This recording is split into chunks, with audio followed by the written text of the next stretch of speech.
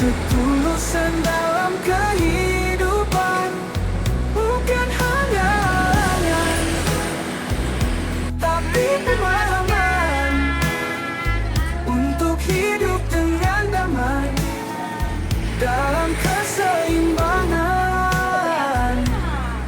Membajak sawah dapat membunuh makhluk di dalam tanah.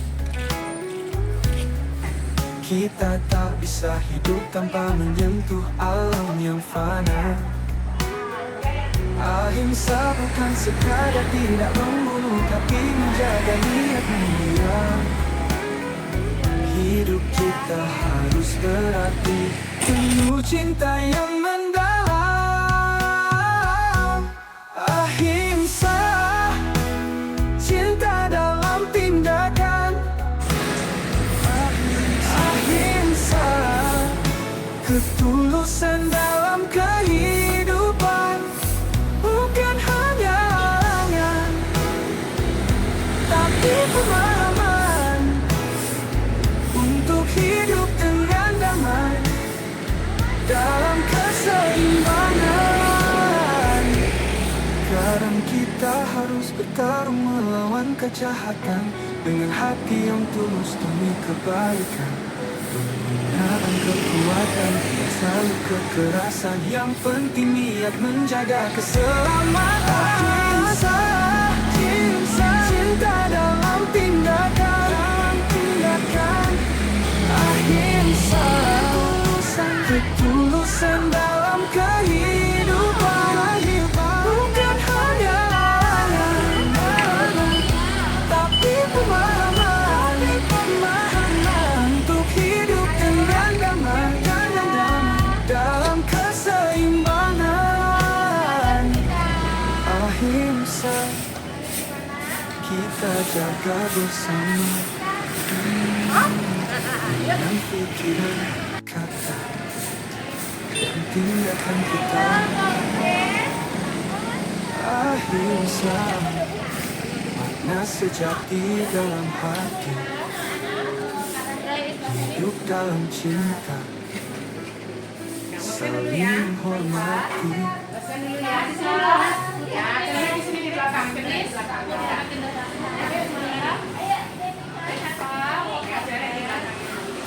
Pukul berapa? Lewat 5 menit. Jadi acara deklarasi akan kita buka, ya.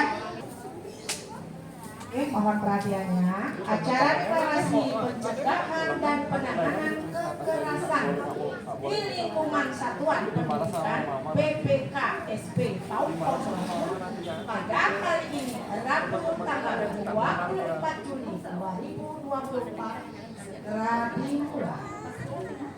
Yang terhormat Bapak Ketua Yayasan Parama Widya, yang kami hormati Bapak Ketua Komite Sekolah Pompong School, yang kami hormati Ibu Ketua Paguyuban Orang Tua Siswa Pompong School, yang kami hormati Ibu Kepala Sekolah Pompong School.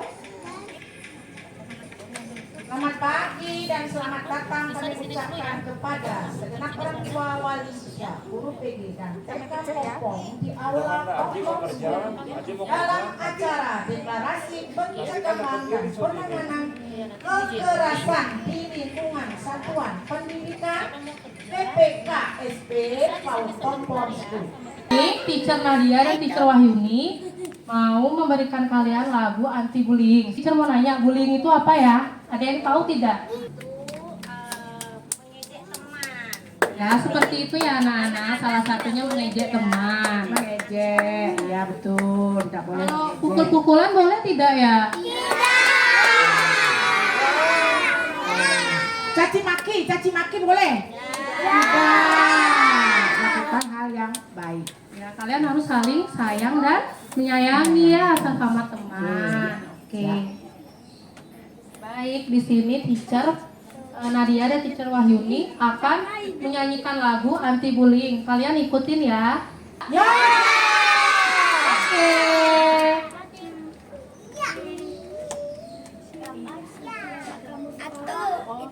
Oke, lagu anti bullying teacher mulai ya. Di sini teman, di sana teman, di mana-mana kita berteman.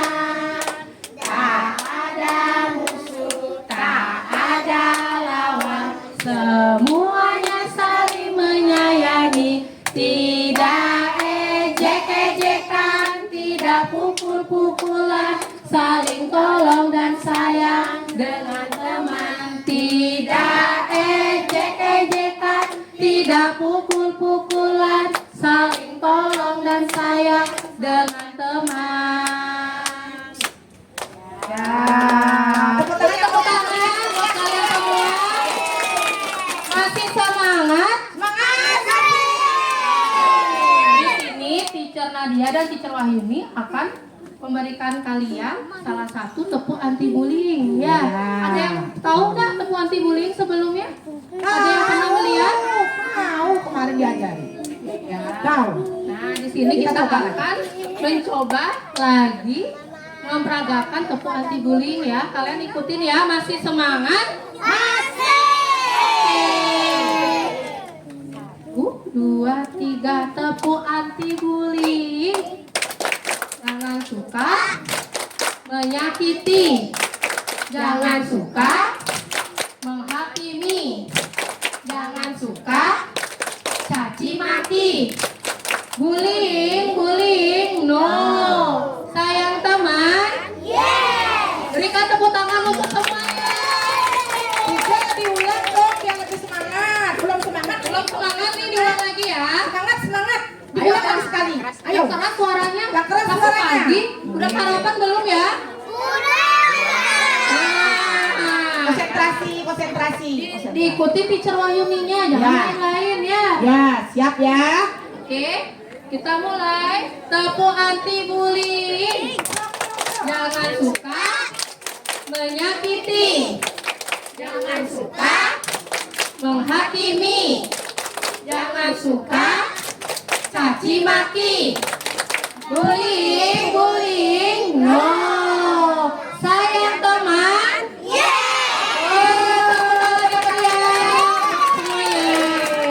Terima kasih Teacher Nadia dan Teacher Wahyuni. Sekarang kita akan ke gerak dan lagu Aku Istimewa yang akan dipandu oleh Teacher Wahyuni. Aku istimewa, tubuhku, gerakku, caraku tertawa. Aku istimewa, rambutku, kulitku, caraku berkata. Kamu istimewa, tubuhmu, gerakmu, caramu tertawa.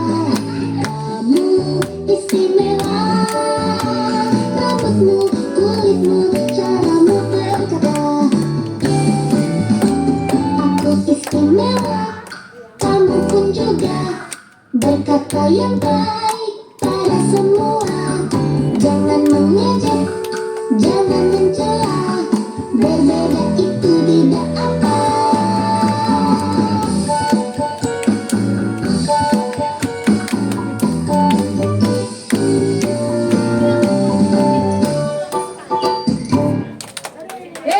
Yeay! Kita akan lanjutkan masih dalam gerak dan lagu Aku dan Temanku yang akan dipandu oleh Teacher Nadia. Oh, siswa mengikutinya dengan baik ya. Silakan Teacher.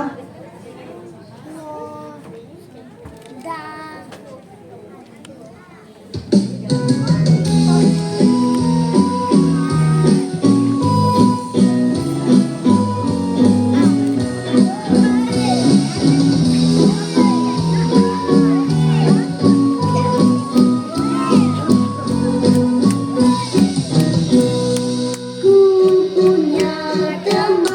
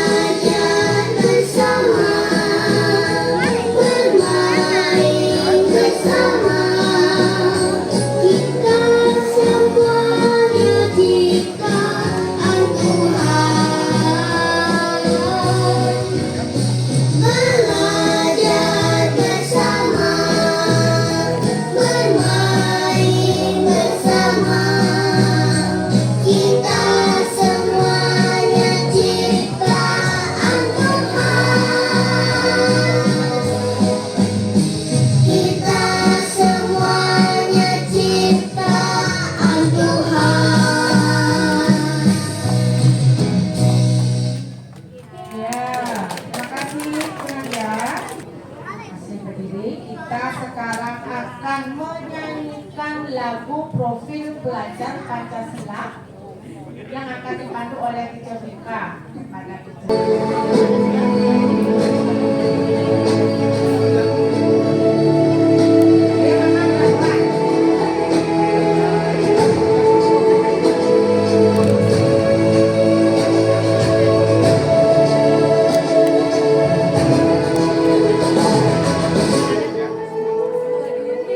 Ayo memilih apa yang dusta, merdeka belajar wujud yang nyata.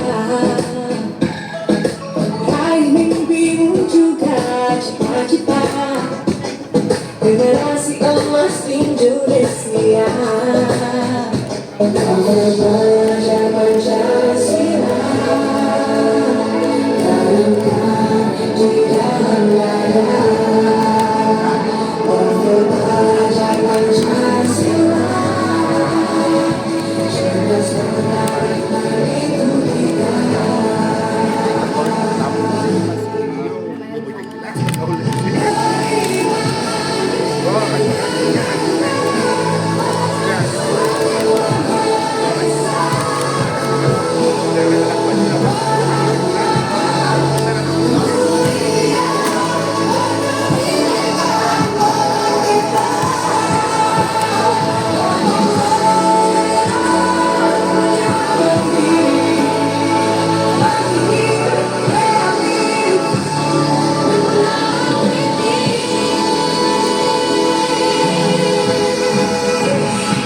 Perbedaan bukan suatu halangan untuk kita saling bergandeng tangan.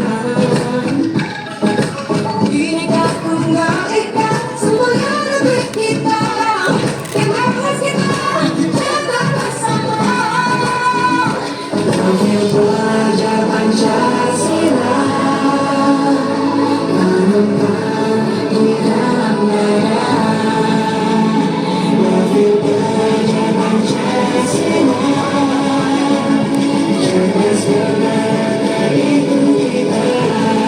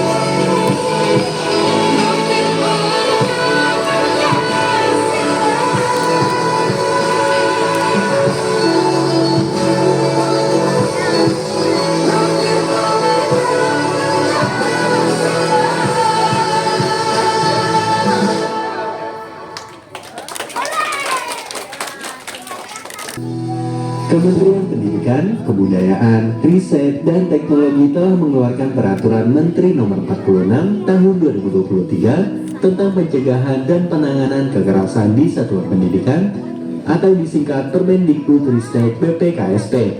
Peraturan ini bertujuan untuk menjamin kepastian hukum bagi satuan pendidikan dalam melindungi warga satuan pendidikan dan meningkatkan kualitas pelaksanaan pendidikan yang merdeka dari kekerasan. Untuk mencegah dan menangani kekerasan dengan lebih efektif, perlu penggambaran yang jelas dan tegas tentang bentuk-bentuk kekerasan, sehingga masyarakat luas, termasuk pemangku kepentingan di satuan pendidikan, seperti peserta didik, pendidik, tenaga kependidikan, dan orang tua, bisa mengenali bentuk kekerasan dan mengambil langkah untuk menanganinya dengan optimal.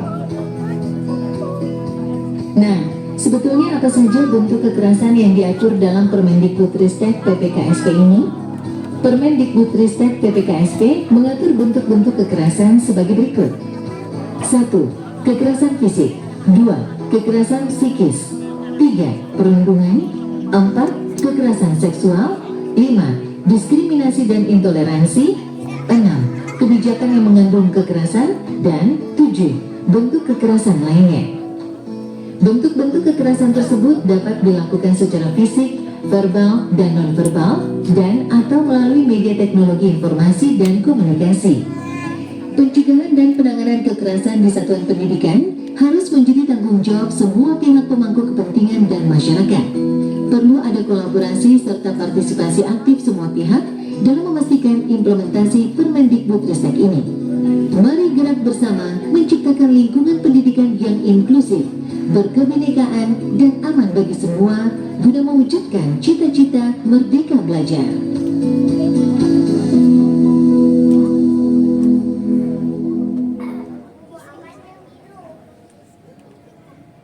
Nah, itu tadi video ya yang telah ditayangkan oleh Miss Novi tentang apa ya? Ada yang tahu tentang apa ya? Ya, pintar tentang kekerasan, bentuk-bentuk kekerasan. Ya, bentuk-bentuk kekerasan. Masih ingat nggak apa saja bentuk-bentuk kekerasan yang tadi sudah ditayangkan di video tadi? Ada yang tahu? Bentuk kekerasan ada berapa katanya? Ada 6 ya.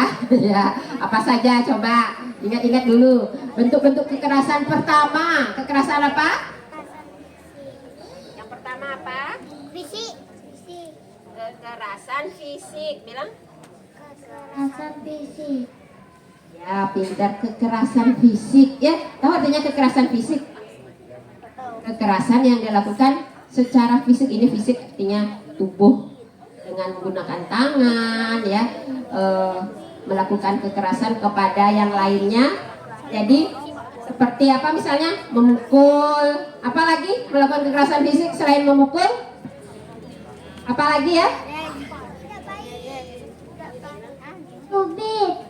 Iya, mencubit itu kekerasan fisik. Boleh nggak anak-anak mencubit? Tak boleh. Kalau memukul boleh? Tak boleh juga. Ya. Kalau mengejek itu namanya kekerasan apa? Verbal. Ya, non fisik dia, bukan fisik. Nah, di sini juga sudah ditulis ya, ditulis oleh kementerian. Kalau lupa bisa kalian baca nanti di sini ya, anak-anak. Ya, jadi tentang pencegahan dan penanganan kekerasan di lingkungan satuan pendidikan. Kemudian ada namanya kekerasan psikis namanya ya. Kekerasan psikis secara mental, secara kejiwaan. Ya, itu apa contohnya? Mengejek, ya betul, mengejek ya, mengata-ngatain, ya menghina seperti itu kekerasan psikis. Ada namanya perundungan ya. Kalau tadi disebut bullying. Bullying itu bahasa Inggris ya, bahasa Inggris. Kalau bahasa Indonesianya apa? Perundungan. Iya, pintar, perundungan. Clarissa apa dibilang sama Galahad? Perundungan. Perundungan. Perundungan. Ya, itu namanya dalam bahasa Indonesia ya, perundungan. Atau bahasa Inggrisnya apa tadi?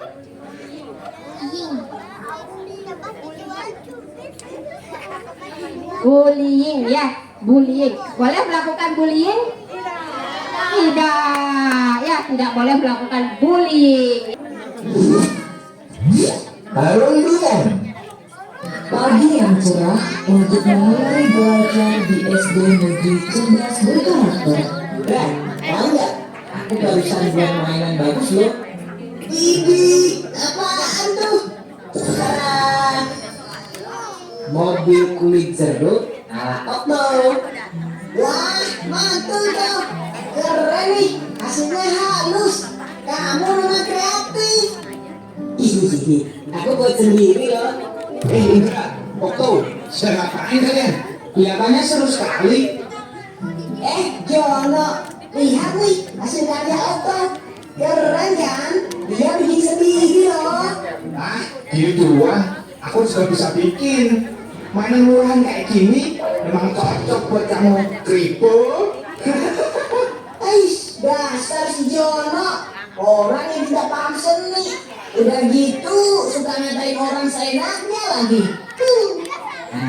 Udah biarin aja orang kayak gitu. Waktu terus berlalu hingga tiba waktunya istirahat. Okto memanfaatkan jam istirahat dengan membaca buku misteri kesukaannya. Di saat sedang membaca, tiba-tiba Kribo, sedang baca apa kau? Nampaknya seru sekali bukumu itu. Memangnya buku apa yang kau baca? Nah, ini buku misteri, petualangan detektif. Buku apaan sih? Seru banget baca-baca buku. Emangnya kamu ngerti isinya apaan? Sungguh cocok sama orangnya. Misterius, aneh pula. Dasar krimis, Kribo misterius. Julukan yang pas sekali untuk orang aneh sepertimu. mendengar itu, Okto jadi malu karena banyak yang melihatnya dan menertawakannya. Si Jono udah onar. Okto, kamu harusnya melawan ketika dia menjahili dan mengejekmu. Aku takut, Bra. Badan dia kan besar. Aku takut dia apa-apain. Lagian, paling dia cuma bercanda. Teman-teman Okto tetap menasihati Okto untuk lebih tegas lagi jika ia kembali dijahili. Hari demi hari, ternyata Jono tidak berhenti untuk menjahili Okto. Bahkan malah semakin parah karena Okto diam saja dan membiarkannya. Kribo, ini bangkuku. Ngapain kamu duduk di sini? Kalau mau duduk, kamu harus bayar. Ini bayar 10.000. Kejadian ini terus berlangsung di sekolah hingga suatu hari Okto tidak berangkat ke sekolah. Sepulang sekolah, Indra, Nadila, dan Donita pun berencana untuk menjenguk Okto. Mereka berpikir Okto tidak berangkat karena sakit. Sesampainya di rumah Okto, Terima kasih teman-teman. Kalian sampai repot-repot datang ke rumahku. Okto, ternyata kamu tidak sakit ya? Mengapa tidak masuk sekolah hari ini? Ceritakanlah yang sebenarnya pada kami. Kami akan coba membantumu. Sebenarnya aku takut untuk berangkat sekolah karena Jono. Dia tidak berhenti untuk terus menjahiliku. Kalau kamu takut, laporkan saja kepada ibu guru Okto. Kami akan menemanimu. Jangan takut, kamu nggak sendirian kok. Ada kami yang siap membantumu. Sebagai bukti, sebenarnya aku sudah melakukan ketika terakhir kali Jono menjahilimu. Aku mau mengajakmu untuk melapor bersama ke guru. yang dilakukan untuk merendahkan seseorang dan berdampak negatif. Hal yang kalian lakukan selama ini ke Okto juga termasuk perundungan. Kalian tahu mengapa? Tidak, Bu Guru. Karena kalian melakukan hal buruk kepada Okto dengan tujuan menghina, hingga akhirnya Okto takut untuk pergi ke sekolah. Ingat, hal yang kalian anggap lucu atau bercanda bisa jadi merupakan hal yang menyakitkan dan memalukan bagi orang lain. Jangan sampai kalian dikenal sebagai anak jahat nantinya. Nah, sekarang Jono dan Frankie, kalian tahu apa yang harus kalian lakukan kepada Okto. Jika kalian tidak bisa berubah, ibu terpaksa memanggil orang tua kalian loh. Karena perundungan adalah hal yang serius dan sama sekali tidak boleh terjadi, apalagi di sekolah. Jono dan Frankie mengerti kesalahan mereka, dan mereka pun menjabat erat tangan Okto sambil meminta maaf. Maafkan aku ya, Okto. Aku sebenarnya tidak bermaksud menjahili dan mengejekmu. Aku hanya iri. Kamu itu pintar dan kreatif. Iya, sudah kemaafkan kok Jono, Frankie. Kalau nanti memang mau belajar bersama, aku tidak keberatan kok.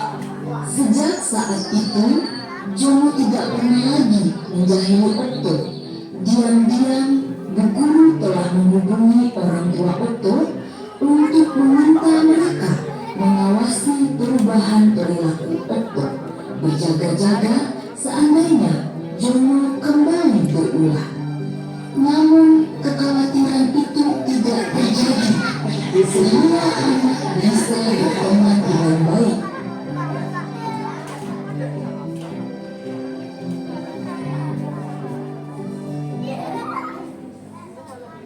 Sudah selesai, tepuk tangan dong. Ya, iya, nanti kalau terus mengejek teman, nanti dicap anak nakal. Oke, apa yang dilakukan setelah Bu Guru memanggilnya? Apa yang dilakukan oleh Bobo dan Frankie kepada Okto?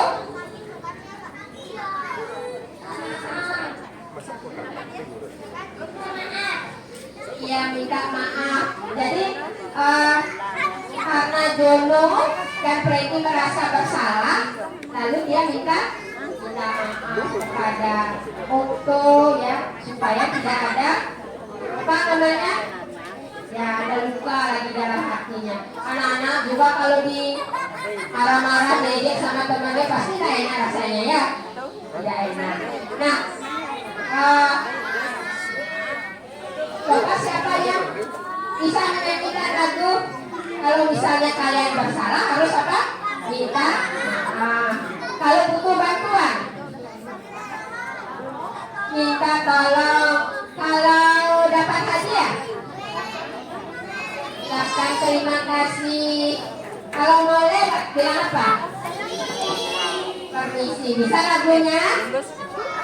Bisa. Coba semuanya. Ayo siapa yang bisa coba? Oh ini Gema ya, Gema. Coba Gema berdiri.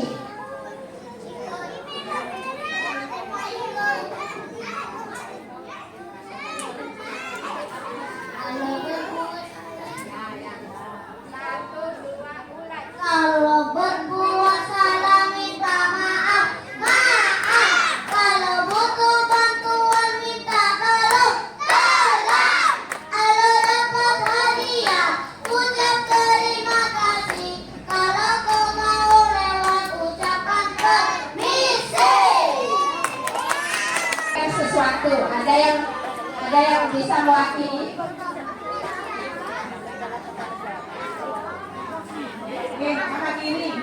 Baik, ini ada mama, salah satu mama yang akan berbicara dengan kita semua. Baik, kita panggil. Ini ada mama dari Girigen. Silakan, Mam.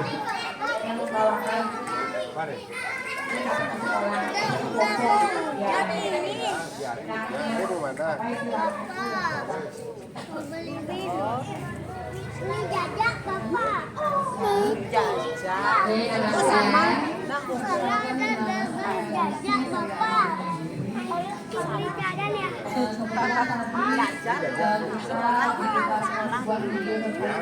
Tapi nanti masuk.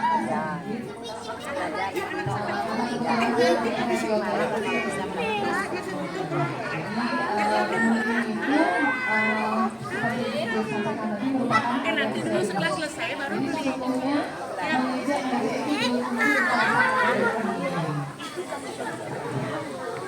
mengejek belum tentu bullying, memukul belum tentu bullying. Jadi tapi untuk anak-anak betul sekali yang disampaikan oleh teacher tadi, teacher Dayu, teacher Surita, bahwa tindakan sekecil apapun kalau sudah mengganggu menyakiti memang dari awal kita harus ingatkan. Karena itu yang akan mengarah nanti kepada bullying. Karena UNICEF sendiri menyatakan bahwa bullying itu sampai ada karena dinormalisir di masyarakat kita. Jadi contoh kecil anak kita mengejek temannya, kita anggap biasa aja.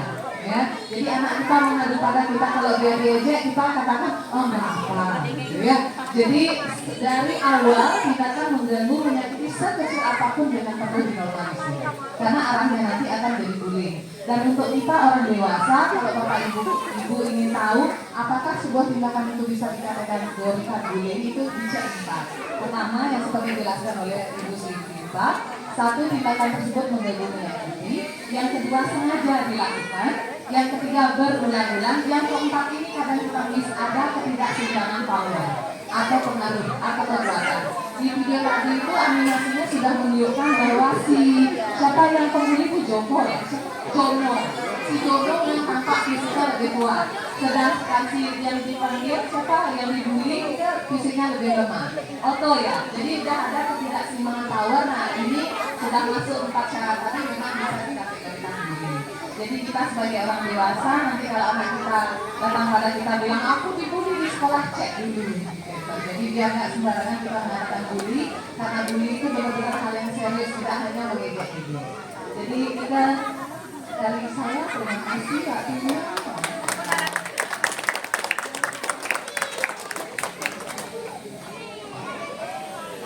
Terima kasih luar biasa, ya luar biasa. Tadi sudah ada tambahan ya, tambahan ilmu buat kita semua tentang apa yang kita bahas hari ini tentang bullying. Jadi tadi sudah ditegaskan bahwa memukul itu belum tentu tergolong bullying, mengejek belum tentu itu bullying.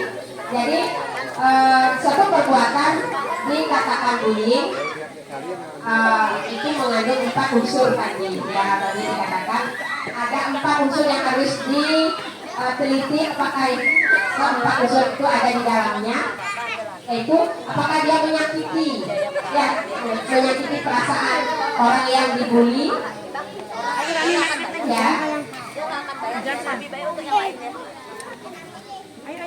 Ya ada yang menyakiti, apakah dia menyakiti, kemudian apakah dia lakukan secara berulang, kemudian apakah yang dibully itu apa secara power, artinya kekuatan fisiknya itu berbeda gitu ya. Kadang-kadang yang dibully itu badannya kecil, kemudian secara ekonomi lemah kadang ya.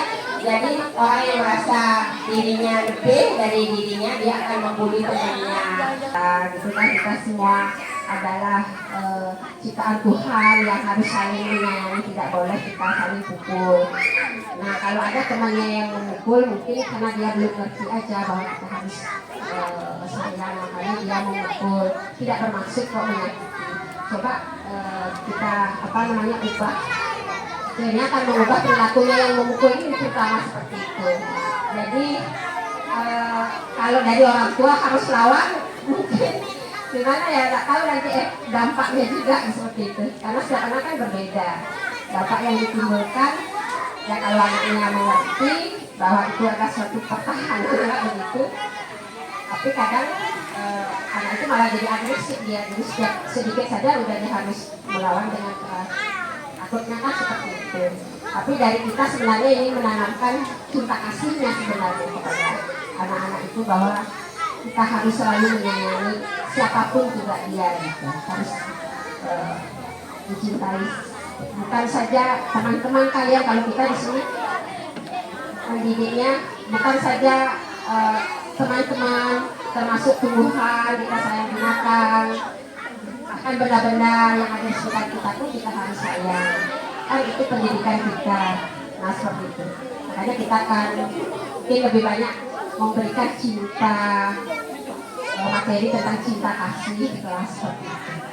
Dan mudah-mudahan materi cinta kasih itu akan lebih masuk ke dalam jiwa anak, dan kesadarannya akan lebih tumbuh. Dan kami seperti itu kurikulumnya, agar tidak ada kita ngasih pelajaran anti balas untuk memukul seperti itu Bapak. Ya. Ya, mungkin dari Mama atau Bapak yang lain bisa menambahkan bagaimana sebaiknya kita sebagai orang tua kalau melihat anak kita seperti dipukul misalnya sekolah oleh temannya, apakah kita akan memberitahu anak kita untuk memukul balik atau seperti apa? Mungkin dari yang lain bisa juga memberikan tambahan. Persilahkan. Mungkin dari Mama Giri bisa juga memberikan tambahan lagi.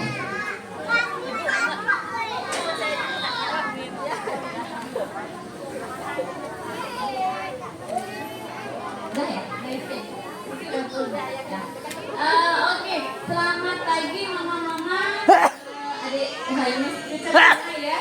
Sebelumnya saya mohon maaf karena saya terlambat datang, harusnya jam 8 tapi saya baru datang. Nah di sini saya lebih ingin mengajak mama-mama dari seluruh untuk discuss. Yang kebetulan namun dari pembicaraan adiknya, saya mamanya itu terus terang kita punya karakter yang berbeda dalam mendidik anak.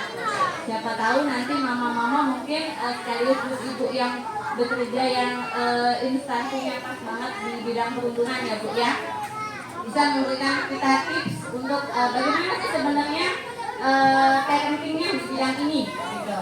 Saya itu punya 2 anak, terus terang ibu karakternya tuh dua-duanya berbeda. Yang satu itu suka ngebully adiknya, setiap hari tuh ngebully adiknya. Yang satu adiknya itu pendiam banget. Jadi kalau dia pakai sama kakaknya lebih kecenderungan dia kalau enggak dia marah banget, sudah sampai klimaks mungkin ya, itu baru melawan gitu. Keseringan dia diam. Kakaknya ini sebenarnya gangguan dan parahnya itu ketika adiknya sakit atau apa, dia itu mau ketawa dan mau membuli balik adiknya. Sementara adik ini tetap dengan kepasrahannya yang tidak pernah sekalipun mengganggu kakaknya. Terkadang ini saya dilema, karena saya menerapkan kita katakanlah hidup di dunia yang sekarang agak modern ya, informasi semua bisa kita dapatkan dari mana saja gitu. Saya mencoba untuk menerapkan ketika ada tips-tips yang menyampaikan menghadapi si anak yang notabene agak, yang kakaknya ini memang agak susah dikendalikan ya, sama adiknya yang kecenderungannya itu kayak introvert gitu. Jadi kedua karakter ini membuat saya itu harus nge-treat mereka itu berbeda. Nah, saya pun bingung, terkadang pernah saya kasarin, terkadang lembutin. Nah, kedua hal ini kasarin pada saat dia berbuat kesalahan yang luar biasa atau bahkan manja ketika dia melakukan perbuatan yang baik. Kalau saya merasa nggak besar ya. Mungkin ibu-ibu di sini atau ibu bisa memberikan apa harapan solusi sebenarnya seperti apa sih kita bisa menghadapi anak yang memang kecenderungannya membuli, bahkan kita sudah memberitahu dari awal nih, kita berusaha untuk menggunakan ya lemah lembut lah seperti sekarang, terus gitu kekerasan kadang gitu, dan mungkin fleksibel antara kekerasan dan manja-manjaannya atau dirayu-rayu segala macam. Nah itu saya merasa sebagai orang tua dengan menghadapi 2 karakter ini sudah memberikan kayak coba-coba deh ini kan itu nggak berhasil untuk kakaknya terutama. Kalau untuk adiknya supaya dia tidak terlalu introvert atau itu juga saya kesulitan. Artinya ya namanya orang tua pasti ingin kan kita imbangkan. Oh kalau ini kayak gini caranya mendidik, kalau yang adiknya seperti ini. Tapi pada faktanya ketika kita aplikasikan apa yang kita dapat pengetahuan di teori juga. Jadi mohon kalau mama-mama punya tips untuk gimana sih caranya parenting anak yang model-model kayak yang suka ngebully atau yang sama sekali tidak suka ngebully itu seperti apa? Mungkin lebih detail dalam bentuk mungkin pengalaman-pengalaman yang parent alami untuk terhadap anak-anaknya. Kalau selain memang kita butuh teori dari si ibunya, tips-tips apa sih solusi untuk menghindari pembulian atau mencegah kondisi tersebut bisa terjadi. Terima kasih, selamat pagi. Ada mama diri di sini ya yang notabene mengerti ya, mengerti. Sama kayak mama dulu. Saya tuh punya 4 anak dengan karakter yang berbeda semua. Anak saya pertama itu cowok udah SMP. Saya nggak tahu dia bisa dikategorikan membuli atau jahil. Hampir sama adik-adiknya sama temennya dia itu ada aja kelakuannya. Karena sama adiknya tuh adiknya harus nangis dulu, baru dia berhenti. Dan kalau adiknya nangis tuh dia kayak puas gitu loh. Kayak nih akhirnya adikku nangis nih. Dan itu tuh karena dia anak pertama dan udah remaja, saya pikir mungkin nanti kalau sudah besar hilang sendiri. Tapi nyatanya sampai sekarang pun dia itu sama adiknya yang paling kecil umur 3 tahun pun itu antara ini apa jahil ya. Terus dia sama temannya juga begitu Bu. Tapi dia harus kategorikan membuli atau jahil sebenarnya. Kadang temannya main ke rumah sebenarnya disembunyiin. Jadi temannya sampai marah, sampai mau berantem. Nanti kalau sudah begitu baru dia, oh iya, adanya tak kembaliin. Itu aja sih kalau saya. Makasih.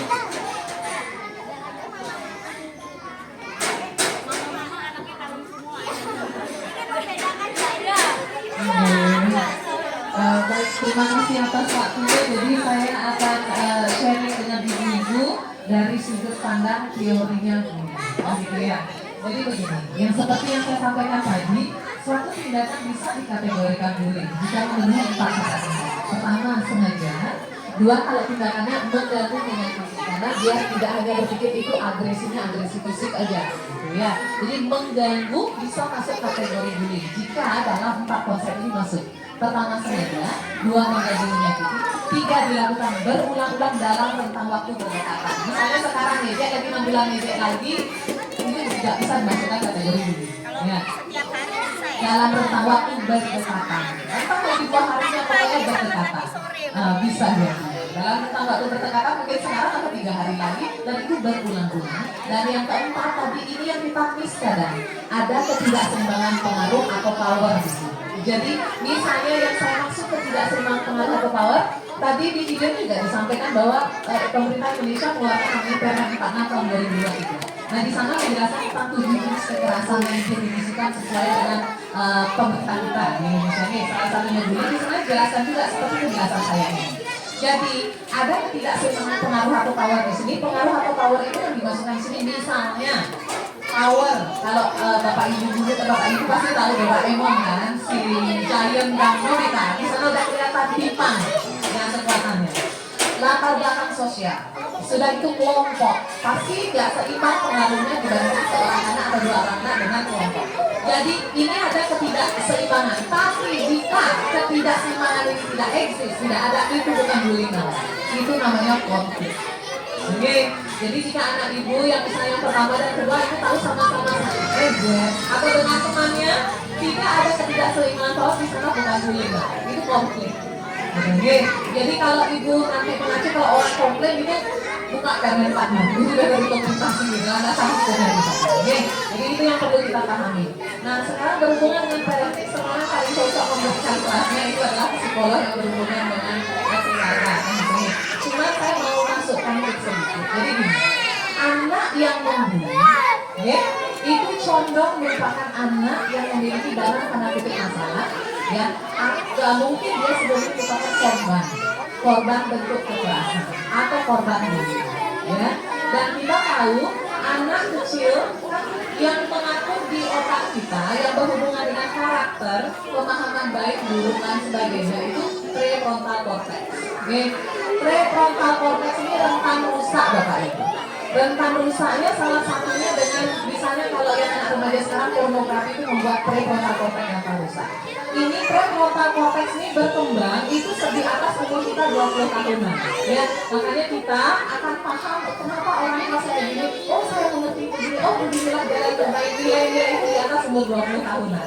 Jadi teman-teman sesungguhnya jika berpikir kalau anak saya begini loh, jangan khawatir, anak masih punya waktu. Masih punya waktu untuk memperbaiki itu. Dan kita sebagai orang tua itu pasti up and down, nggak ada yang stabil, itu nggak ada. Psikolog pun nggak stabil masih, karena psikolog pun betul psikolog lain lagi kan. Nah jadi mengacu pada anak kita yang mungkin introvert atau extrovert, ini ada pengaruhnya. Pengaruhnya itu memang ada. Kalau introvert tapi tidak berarti anak introvert nggak bisa ngomong.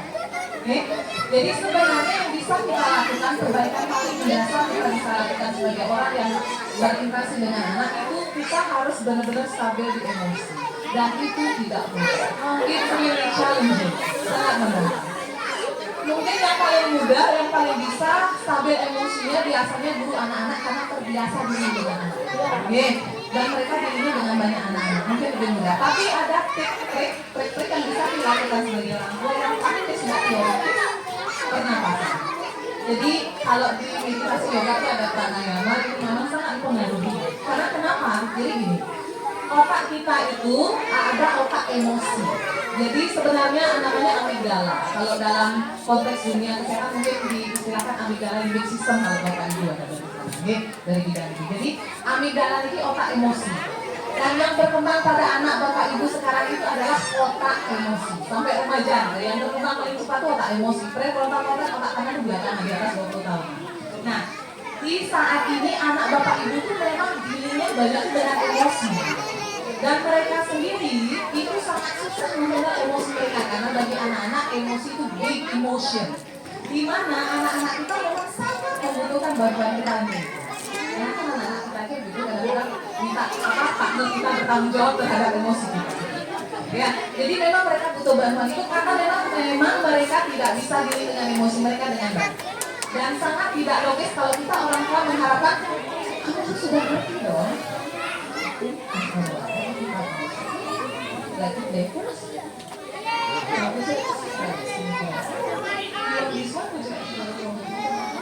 jadi memang butuh bantuan. Nah, yang bisa kita lakukan itu adalah dengan memvalidasi emosi mereka. Mungkin teman-teman banyak ikuti psikolog atau apa. Validasi emosi itu simpel Bapak Ibu. Jadi diri dengan anak-anak ya, untuk membantu mereka diri dengan emosi karena emosi mereka jika ada masalah itu akan pasti terekspresi dengan cara lain. Misalnya pusing sama saudaranya, langsung emosi aja ngomong nggak bisa. Ya itu kan ekspresi mereka. Dan mereka punya masalah di mengelola emosi, di regulasi emosi mereka. Termasuk para dewasa masih banyak masalah di regulasi emosi. Mungkin karena waktu kecil kita tidak mendapatkan perhatian bagaimana mengelola emosi kita. Dan itu kita perlu belajar sekarang. Perlu parenting diri kita sendiri. Jadi validasi emosi itu gini, misalnya anak bapak ibu bertengkar ini, ya. Yang perlu divalidasi bukan hanya anak yang kita tampaknya jadi korban sedih atau takut dan sebagainya. Enggak, dua-duanya harus divalidasi. Dan juga dalam situasi konflik secara teori dan prakteknya untuk psikolog juga, saat situasi konflik jangan pernah kumpulkan anak, mencari solusi tidak bakalan bisa. Dan bapak itu mau ngasih yang sehat tidak bisa saat itu. Ya, jadi yang bisa dilakukan validasi emosinya. Cara yang validasi emosi itu gini: 1, dengarkan. 2, ketahui emosi mereka. 3, terima, no judgment, tanpa penghakiman. Baru validasi emosi. Dan ini perlu proses, nggak bisa cepat. Kalau kita memberikan hukuman itu cepat, tapi tidak akan ada perubahan sikap. Kenapa? Karena anak itu melakukan perubahan sikap karena takut dengan hukumannya, bukan karena dia tahu perbuatannya salah. Makanya sesungguhnya jika anak kita melakukan kesalahan, konsekuensi itu harus tetap ada, bukan hukuman. Ya, konsekuensi. Jadi misalnya anaknya mukul, kita bikin kesepakatan di keluarga kita. Jadi bapak sama ibu tidak mentoleransi kalau udah isi pukul-pukulan. Jadi misalnya, jadi anak kita tahu standpoint kita bahwa kita tidak menerima tindakan apapun berbau kekerasan. Itu yang pertama. Lalu kita bikin perlukan sama mereka. Jadi konsekuensinya gimana nih kalau adik mukul kakak? Apa yang harus kita lakukan? Jadi aturannya terus jelas. Ingat tanpa berbau kekerasan. Ini berbau kekerasan artinya tidak ada kekerasan fisik, emosional, penelantaran anak, kekerasan seksual termasuk silent treatment. Silent treatment itu termasuk kekerasan emosional. Dan kita masih akan melakukan. Saya sendiri pun terkadang dan itu memang harus ada. Jadi validasi emosi juga: 1, dengarkan anak bicara. 2, ketahui. 3, terima. Ketahui emosi apa yang dia rasakan. 3, terima. Karena banyak anak bapak ibu bisa tantrum karena dia nggak ngerti emosinya. Ini jadi ajak ngobrol. Tadi kenapa kamu bisa nggak cerita kenapa kamu pukul adik itu misalnya. Terus kalau kamu dia nggak siap, dia masih tantrum, Anda bicara. Baik, sekarang mungkin kakak belum siap bicara sama ibu. Nanti bicara ya. Sekarang kakak mau ibu tungguin atau ibu tinggal atau mau sendiri dulu. Karena itu pemberitannya. Kenapa harus begitu? Karena dengan kita berbicara seperti itu, anak itu belajar bahwa orang tua saya peduli dengan emosi dan perasaan saya. Itu yang pertama. Dan yang kedua, kita memberikan perhatian dulu karena Anda membangun koneksi. Dan ini nggak mudah, ya. Jadi nggak berharap kita sebagai orang tua nggak bakalan bisa. Sebagai orang tua jika udah lama nggak berikan perhatian terhadap emosi, lalu serta-merta diminta anak mengikuti apa yang kita katakan tidak mungkin. Itu kedua. Ya, jadi seperti itu jika anaknya siap bicara, berikan kesempatan bicara, biarkan dari sudut pandang mereka karena ini akan sangat baik untuk kita, jadi anaknya bisa jujur cerita tentang masalah. Sampai seperti itu, misalnya dia katakan, soalnya adik itu ngambil mainan kakak, mungkin yang sudah lalu, seminggu lalu dia main kakak, kakak kesel gitu misalnya. Jadi pertama dengarnya, kedua ketahui. Oh berarti kakak tuh marah sama adik. Marah sama adik karena adikmu ngambil mainan. Itu ketahui. Yang ketiga terima. Sekarang ibu ngerti kakak marah karena kemarin adik ngambil mainanmu. Ibu ngerti kamu marah. Marah itu boleh. Itu misalnya misalnya, marah itu boleh kan? Dengar, tetapi pergi. Ini no judgment, nggak boleh ada penghakiman. Kalau sampai ada, ya makanya kamu yang ngasih contoh, makanya adiknya juga gitu itu sudah judgment. Itu bukan lagi validasi emosi. Jadi setelah itu dilakukan bisa dikasihkan masukan itu bisa, tapi setelah mereka tenang. Jadi anak tuh tahu emosinya dia namanya marah. Ya, dan emosi itu besar butuh bantuan. Mungkin bapak ibu bisa masukkan setelah itu, situasi pasti akan stabil setelah itu. Karena otomatis. Dan posisi bapak ibu kalau bicara dengan anaknya mau validasi emosi langsung turun. Makanya teacher misalnya juga kalau ngomong sama anak kan jongkok. Jadi kenapa demikian? Di saat kita dalam kondisi ketakutan, saat kita marah dan sebagainya, kan yang tadi saya bilang yang aktif di otak emosi, amigdala limbic system. Amigdala limbic system ini akan aktif. Amigdala limbic system ini aktif dia, otak kita sangat cerdas karena kita merasa kita lebih butuh bantuan, kita dalam masalah gitu kan, untuk melindungi diri sendiri. Nah, caranya nge-hack itu, membantu biar otaknya kembali berpikir normal, gitu posisi anak turun ke anak. Salah satu meredam gitu, karena jika kita posisinya masih di atas, kita tuh 3 kali lebih besar dibandingkan anak. Ini amigdalanya masih akan tetap aktif. Nggak mungkin bapak ibu bisa menginstruksi anak dan informasi masuk ke mereka itu nggak mungkin. Nah, jadi turun, eye contact. Kita kekurangannya zaman sekarang itu bapak ibu. Sering sekali kita ngobrol sama anak, kita masih pegang HP ya gini. Tanpa melihat mata anaknya. Padahal sesungguhnya eye contact itu powernya besar sekali. Anda ingin mengatakan anak mencintai anak kita, ya, jangan ke anak ke pasangan aja bilang I love you tanpa lihat mata nggak percaya. Ya, jadi powernya ada di sana eye contact. Apalagi bila perlu disentuh punggungnya, ya, disentuh dengan halus karena sentuhan seorang orang tua yang menyayangi dengan anak itu sangat istimewa. Powernya sangat besar. Jadi guru-guru kalau kita di dunia humanis memang diharapkan untuk menyentuh anak. Itu ada alasannya. Sentuhan itu ada alasannya. Apalagi dengan cinta itu akan berbeda. Kenapa? Karena tadi saya bilang otak kita cerdas. Secara otomatis kalau kita menerima sentuhan dengan kasih sayang itu energinya sangat besar pengaruhnya. Jadi itu validasi sering dilakukan sehingga anak kita merasa didengarkan, ya, didengarkan. Dan banyak itu dari kita merasa waktu kecil memang nggak didengarkan. Orang tua kita ada tapi nggak present. Kayak sekarang anak kita ngobrol, mungkin kita masih sibuk dengan HP kita, dengan pekerjaan atau scrolling dan sebagainya. Jadi eye contact itu penting. Mau anak kita mendengarkan kita, ajak bicara, lihat matanya, posisi yang sama bila perlu pegang pundaknya. Bicara pelan-pelan. Bu, apa berhasil bu? Maaf, ini berproses. Cuman pertama dan utama syaratnya itu orang tua harus sabar. Dan itu tidak mudah, tapi ada satu cara yang bisa kita lakukan untuk bersabar selain kontrol di makanan, karena makanan itu kan mempengaruhi juga lapisan pikiran dan sebagainya. Mungkin nanti tanya lebih dari itu di sini. Nah, selain makanan, nafas itu diperhatikan. Saat bapak ibu emosi rasanya, ini trik yang dikasih oleh psikolog yang berhubungan dengan khusus. Jadi gini, saat kita marah dan rasanya nggak bisa kontrol, pertama dilakukan apa? Mundur 1 langkah. Mundur 1 langkah, usahakan tarik nafas, hembuskan. Tarik nafasnya dengan pernapasan diafragma, pernapasan perut. Jadi tarik nafasnya dari hidung, mungkin 3 hitungan, 1, 2, 3. Kalau saya sendiri bisa 4 hitungan, mungkin kalau dokter ada yang 4 atau 3 menyampaikan untuk pernapasan diafragma. Tarik nafas, pelan-pelan, harus pelan-pelan, tahan pelan-pelan, hembuskan pelan-pelan. Kenapa ini mempengaruhi? Kita bisa lebih tenang. Lakukan 4 kali. Lakukan 3 kali saat ada konflik juga. Tapi ingat dulu, jangan sampai kita emosi karena kita akan paling menderita saat kita emosi dengan anak kita menderita. Saya mengalaminya, saya sangat mengalaminya.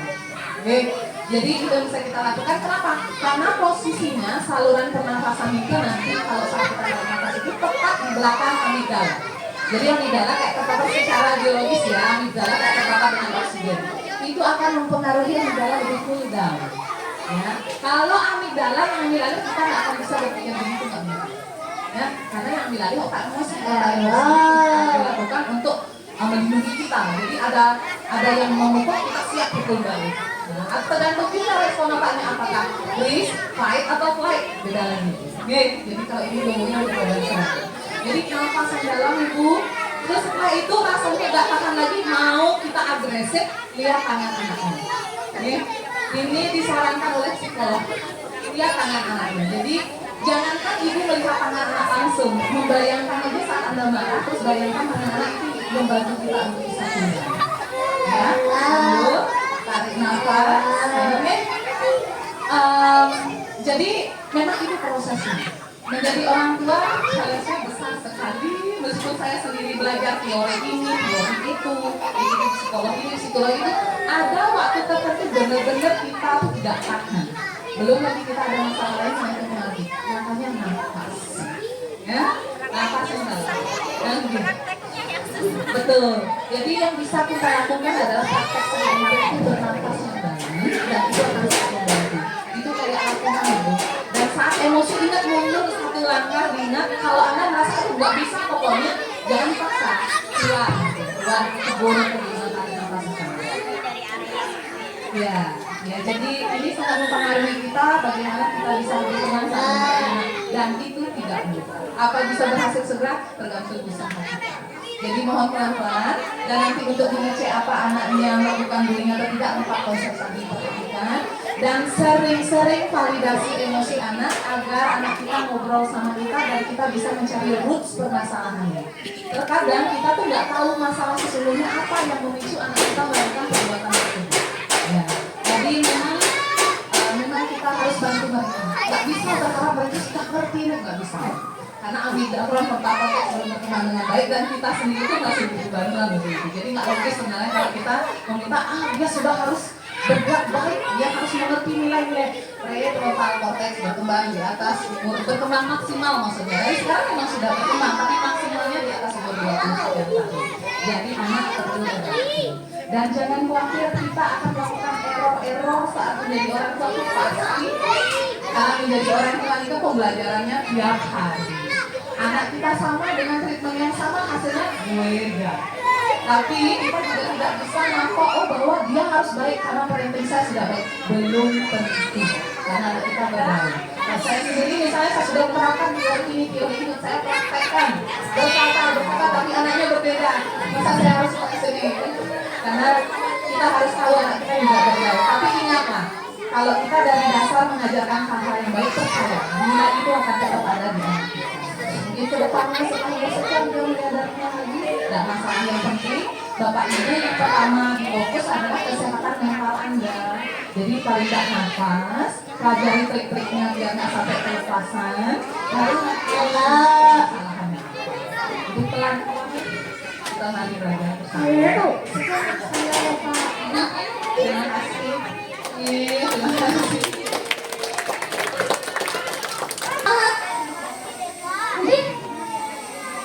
Salah Depa, salah panggil nih kita. Maaf ya.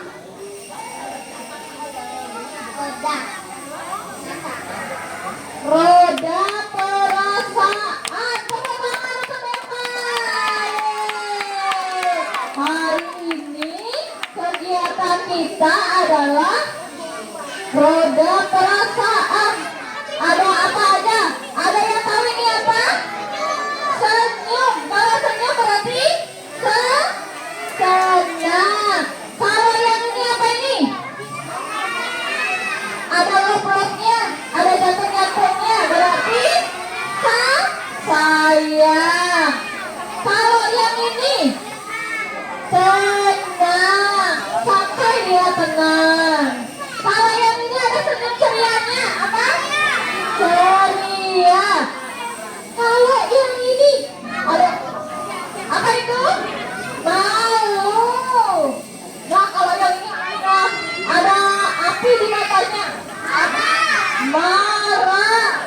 Kalau yang ini takut. Kalau yang ini ada hujan di matanya, apa itu? Sedih. Ada yang sedih hari ini? Ada yang takut? Ada yang marah? Ada yang malu? Ada yang ceria? Ada yang tenang? Ada yang sayang? Ada yang senang? Oke. Sekarang anak-anak akan teacher Vika ajak menempel. Nah, menempel apa? Ada yang mau tahu? Kalau mau tahu, semuanya silakan duduk dulu. Nah, duduk dulu. Kalau belum duduk, teacher tidak akan kasih tahu kita akan nempel apa. Nah, duduk dulu. Nah, bisa cantik. Nah, ya, silakan satu yang ganteng. Ya, silakan duduk. Nah, kita, ayo, duduk dulu. Ya. Oke, hari ini teacher punya nama-nama.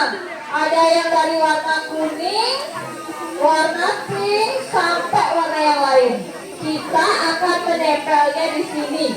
Bagaimana perasaan anak-anak setelah tadi ada bernyanyi, ada menari, ada menonton, ada ngapain lagi? Ada cerita tadi. Gimana ya perasaannya? Teacher Vika mulai ya.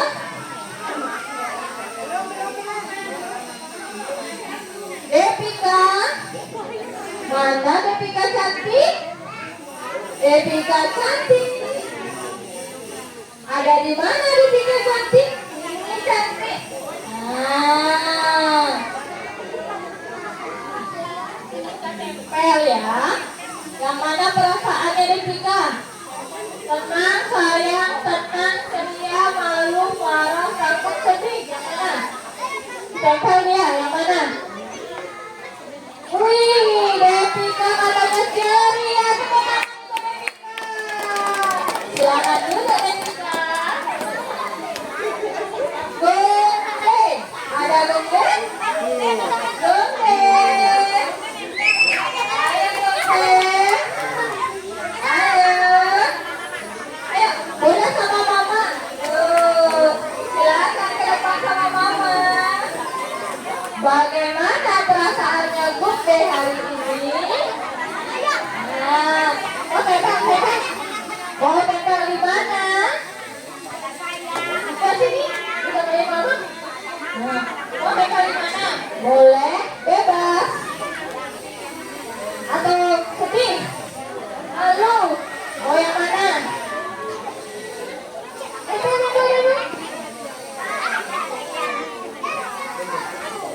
Tempel, sampai di bawah mana? Oke, terima kasih Gede. Selanjutnya, Gusre.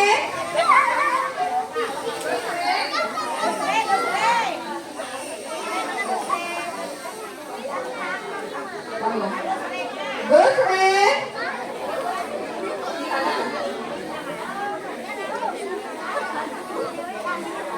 Ini sudah Gusre. Ayo ke depan Kang.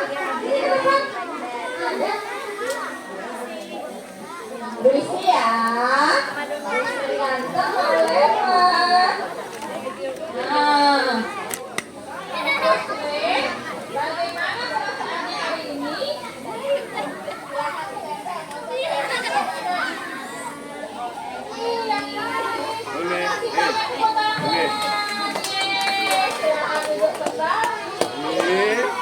Risa, mana Risa cantik?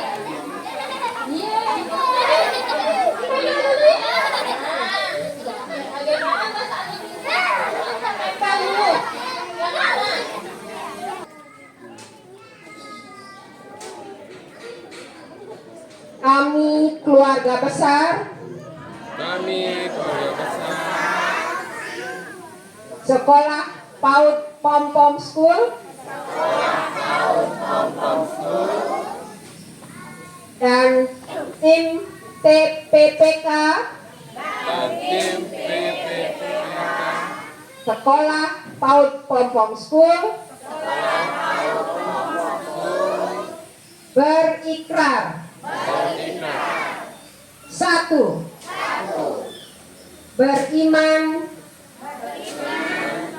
dan bertakwa kepada Tuhan Yang Maha Esa 2. Saling menghargai dan menghormati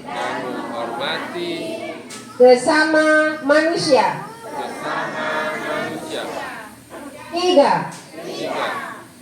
Membangun sikap terbuka, jujur, mandiri, beretika, dan berbudaya. 4. Melaksanakan pendidikan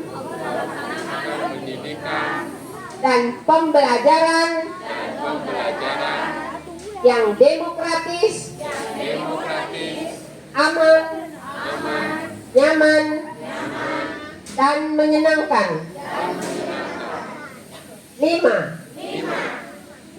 Mewujudkan lingkungan yang sehat, ramah, bersih, indah, rapi, dan tertib. 6. Mewujudkan sekolah yang aman, nyaman, dan terbebas dari kekerasan antar siswa, kekerasan dari tenaga pendidik, tenaga kependidikan, serta orang tua siswa.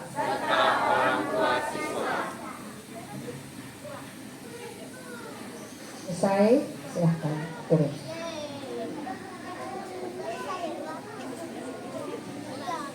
Baik, acara akan dilanjutkan. Pengukuhan tim TPPK Pompong. Kami panggil yang pertama ada Ibu Niketut Suliati, perwakilan unsur pendidik sebagai koordinator TPPK TK Pompong dan Pratama Widyalaya Pompong. Silakan untuk maju ke depan, Ibu. Yang kedua, kami panggil Ibu Silu Ayu Murad Wahyuni Arianti sebagai perwakilan unsur pendidik sebagai koordinator TPPK KB Pompong. Silakan maju ke depan. Terima kasih.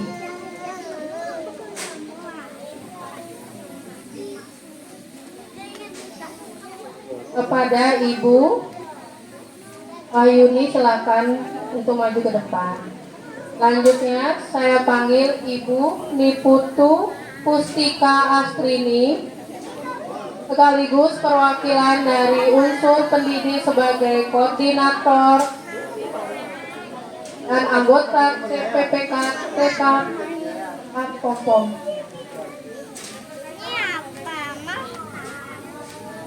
Selanjutnya saya panggil Bapak Iputu Agus Mardika Surya Adiwinata, perwakilan unsur komite, tetapi beliau berhalangan hadir dan akan diwakili oleh Ketua Paguyuban. Kepada Ibu Madison Parmayanti dipersilakan untuk maju ke depan.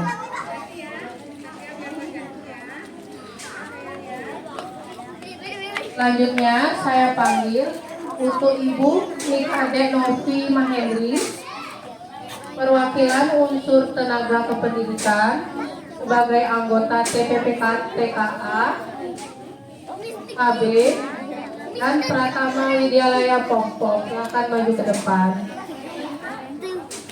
Kepada Ibu Pustika Astrini, silakan maju ke depan.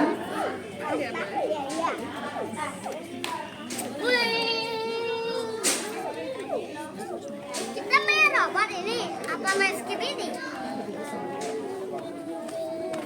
Apa?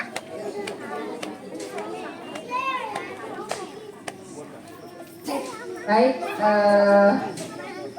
seluruh tim sudah hadir di sini dan saya akan lanjutkan dengan penyematan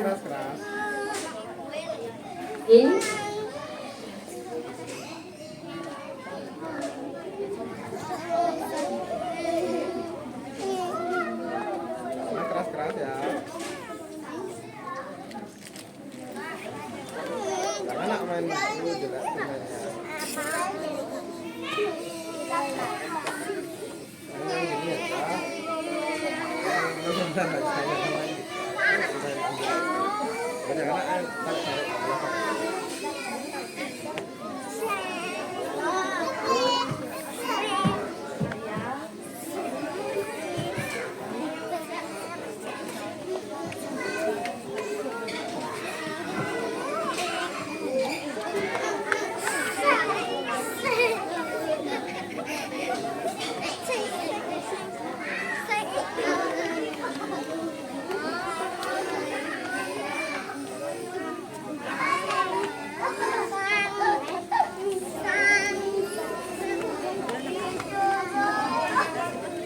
dua-dua sekarang jatuh, dua-dua jatuh sekarang kalah.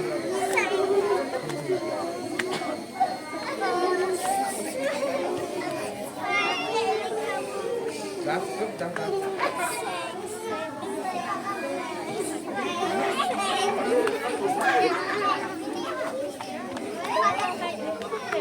Itu nyaman aja, nyaman. Panggil nyaman bagus aja juga.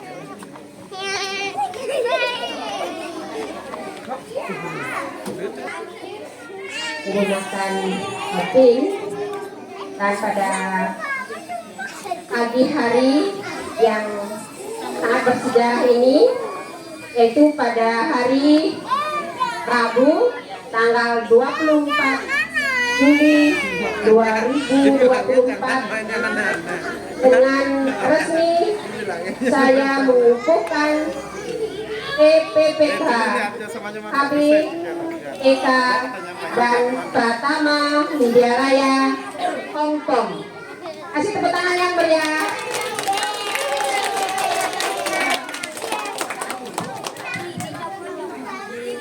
Ya, dengan penyematan tim dan peresmian secara resmi, tim ini sudah akan bisa bertugas mulai hari ini. Ya, semoga bermanfaat dan berkah untuk kita semuanya. Terima kasih atas masuk ke sana. Kemudian puskesmas ini saya Bapak Putu Agus Hartika Surya, komite. Mana Bapak Putu Agus Hartika Surya ya? Dia enggak.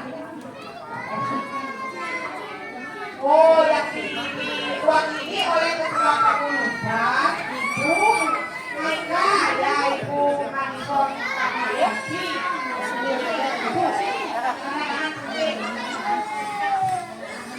Kemudian kita Dek Novi. Nanti semuanya berdiri kadang-kadang sangat-sangat penting. Terima kasih. Semua harus menandatangani deklarasinya sebagai kesepakatan bersama untuk bersama-sama bisa menanggulangi, ya, karena bekerja sama menanggulangi anak-anak akan tidak mendapatkan kekerasan fisik, verbal dan yang lainnya.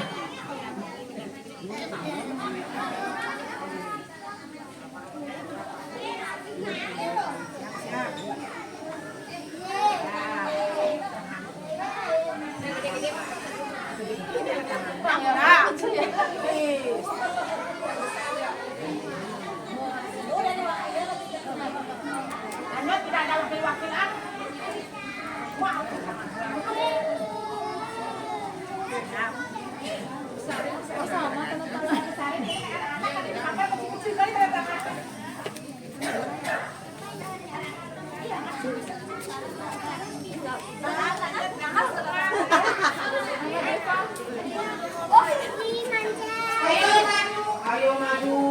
Ayo satu-satu maju, silakan.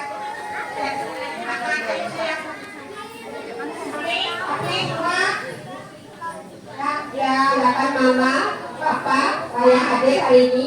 Wajib pula, wajib enggak belum boleh pula. Nah, silakan.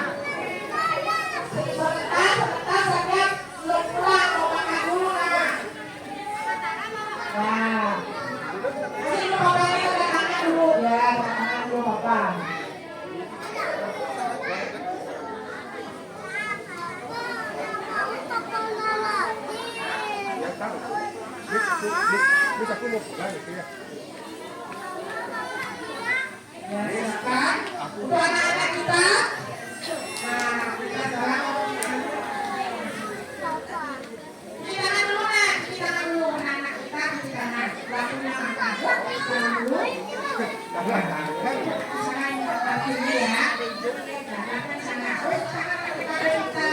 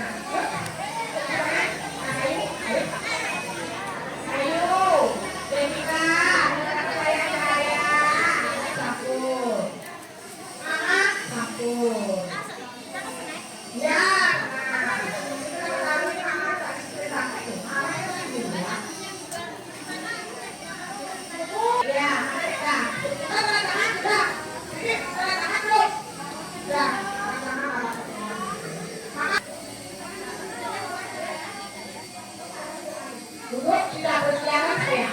Duduk. Nangis. Kita siap-siap makan ya. Ya.